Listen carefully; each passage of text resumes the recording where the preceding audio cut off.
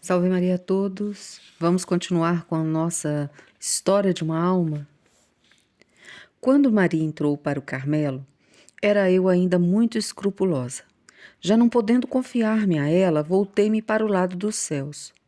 Foi aos 4 anjinhos, meus predecessores lá no alto, que me dirigi com a ideia de que suas almas inocentes, por não terem jamais conhecido inquietações nem temores, deviam compadecer-se de sua pobre maninha, que sofria aqui na terra. Falava-lhes com ingenuidade de criança e fazia-lhes ver que, sendo a caçula da família, tinha sido sempre a mais estremecida, a mais contemplada com carinhos por parte de minhas irmãs, e que eles, por certo, também me teriam dado provas de afeição se tivessem continuado aqui na terra. Sua partida para o céu não me parecia motivo de me esquecerem. Pelo contrário, estando em condições de aurir nos tesouros divinos, neles poderiam buscar a paz para mim e mostrar-me assim que no céu a gente ainda sabe amar. A resposta não se fez esperar. A paz logo me inundou a alma com sua deliciosa exuberância e compreendi que se era amada aqui na terra, também era amada lá no céu. Desde aquele momento, cresceu minha devoção para com os meus irmãozinhos.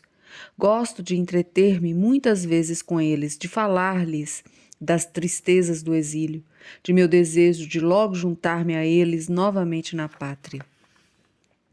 Se o céu me cumulava de graças, não era porque as merecesse, sendo ainda muito imperfeita. Tinha, na verdade, grande desejo de praticar a virtude, mas procedia fora de propósito. Eis um exemplo. Como era caçula, não estava habituada a servir-me sozinha. Celina arrumava nosso quarto de dormir em comum e eu não fazia nenhum trabalho doméstico. Depois da entrada de Maria no Carmelo, acontecia-me muitas vezes que, para agradar ao bom Deus, tentava arrumar a cama, ou então, na ausência de Celina, ia de tarde recolher seus vasos de flores.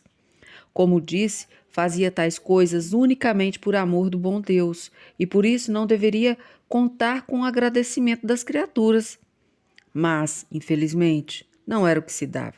Se Celina, por desgraça, não apresentava estar feliz e surpresa com meus pequenos préstimos, eu não ficava satisfeita e fornecia-lhes prova com minhas lágrimas.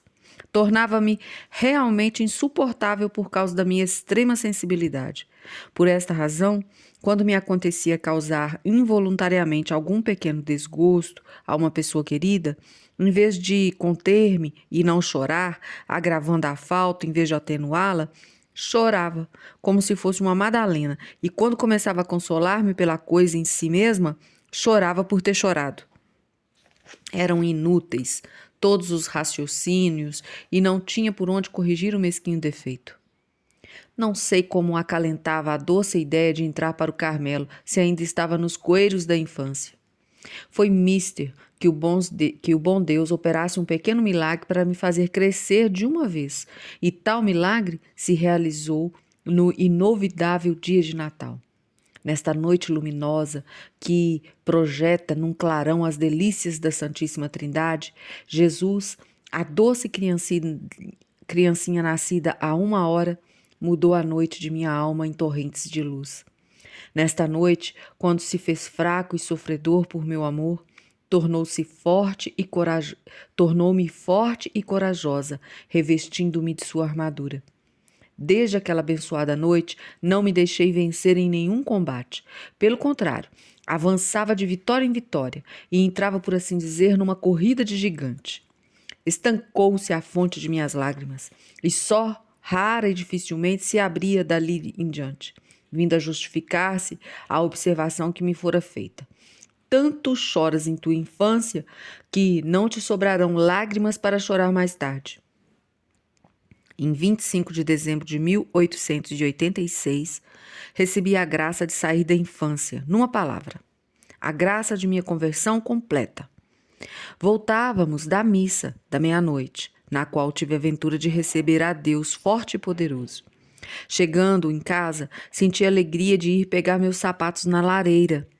Tanta alegria nos proporcionara na infância o antigo costume que Celina queria continuar a ter-me como caçula, por ser o bebê da família. Papai gostava de ver minha satisfação, de ouvir meus gritos de alegria quando eu retirava cada surpresa de dentro dos sapatos encantados. E o contentamento do meu querido rei aumentava minha felicidade. Jesus, porém, querendo mostrar-me que devia livrar-me dos defeitos da infância, subtraiu-me também as inocentes alegrias desta idade. Permitiu que papai, extenuado com a missa da meia-noite, se enfadasse à vista dos meus sapatos na lareira e proferisse estas palavras que me atravessaram o coração. Afinal, que sorte ser este o último ano! Então, subia eu a escada para tirar o chapéu, conhecendo minha sensibilidade e vendo lágrimas brilharem em meus olhos. Celina também estava bem a ponto de chorar, pois me queria muito bem e compreendia minha mágoa. Ó, Teresa, disse-me ela, não desças, ser-te-ia por demais custoso ir neste momento ver o que há nos teus sapatos. Teresa, porém, já não era a mesma. Jesus transformara-lhe o coração. Depois de sufocar minhas lágrimas, desci rapidamente a escadaria. A comprimir as batidas do coração, peguei meus sapatos, coloquei-os diante do papai e fui tirando alegre todos os objetos com ar feliz de uma rainha. Papai ria-se, tinha também recuperado a alegria, e Celina estava sob a impressão de um sonho.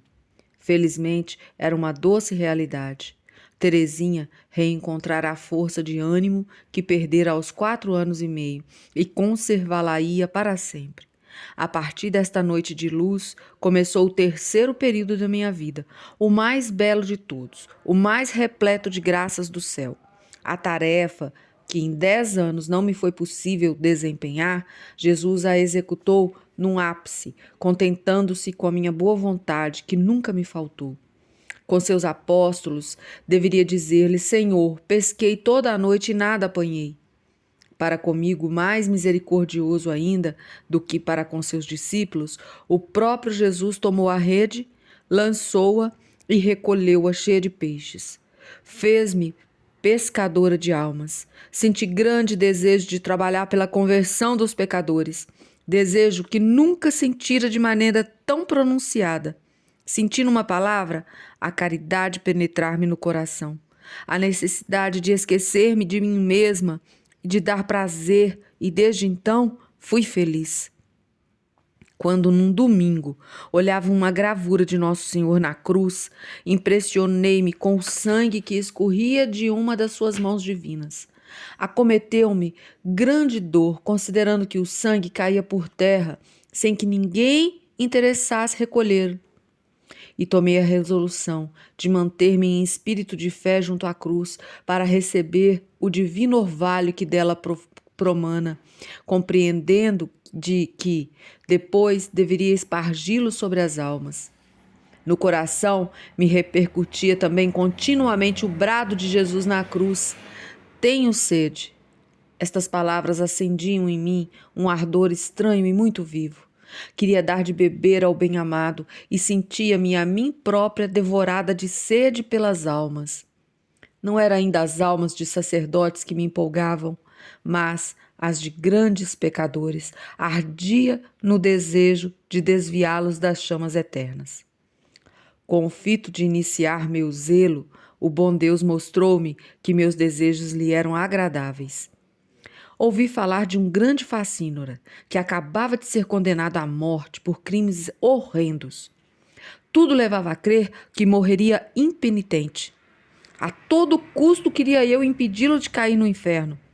Para o conseguir, aplicava todos os meios imagináveis. Sentindo que nada poderia por mim mesma, oferecia ao bom Deus todos os infinitos méritos de Nosso Senhor, os tesouros da igreja.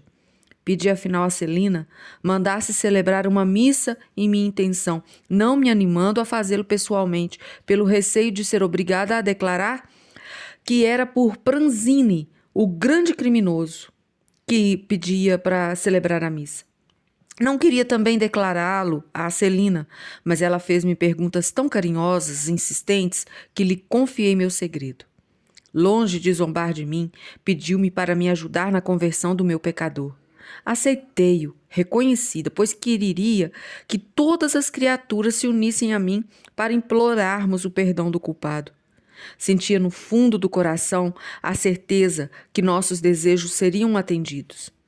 Entretanto, na intenção de criar coragem para continuar a rezar pelos pecadores, declarei ao bom Deus que estava muito segura do seu perdão ao mísero e desditoso Pranzini, que nisso acreditaria, apesar de não se confiasse nem manifestasse alguma sombra de arrependimento.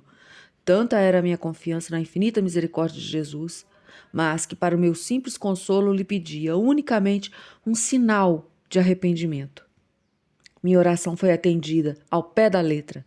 Não obstante a determinação de papai não lêssemos nenhum jornal, julguei não estar desobedecendo quando li os tópicos que se referiam a Pranzini. No dia imediato à execução, tomo em mãos o jornal La Croce. Abro pressurosa e o que vejo?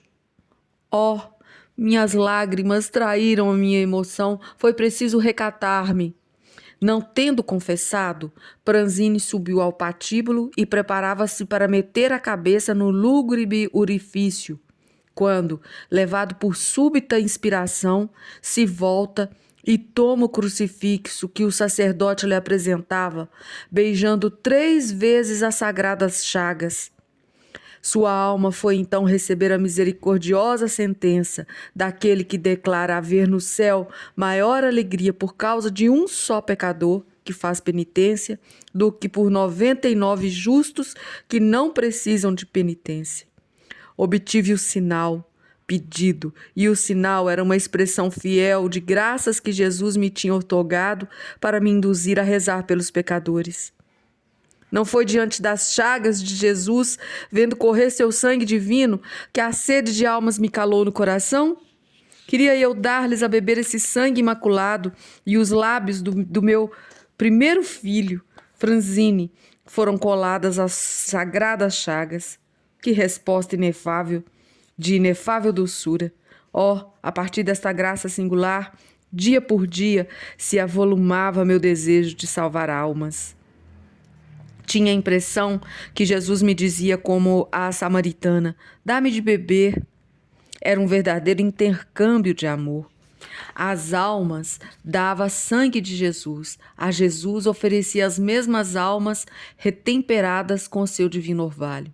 Assim me parecia tirar-lhe a sede. Mas quando mais lhe dava a beber, tanto mais crescia a sede de minha pobre alminha, e era esta sede ardente que ele me dava como a mais deliciosa bebida de seu amor. Sempre gostei do grandioso, do belo. Naquela época, fui levada por extremo desejo de saber. A nossa frase de hoje. Tinha separado esta e ela se tornou real quando Terezinha, fortalecida, deixando de ser uma criancinha lacrimosa, se oferece em sacrifícios e penitências por um criminoso e obtém resposta de Deus. Então, esta frase hoje ficou mais do que certa de ser lida novamente para os senhores. Na noite de Natal, quando se fez fraco e sofredor por meu amor, tornou-me forte e corajosa, revestindo-me de sua armadura. A todos os senhores, salve Maria.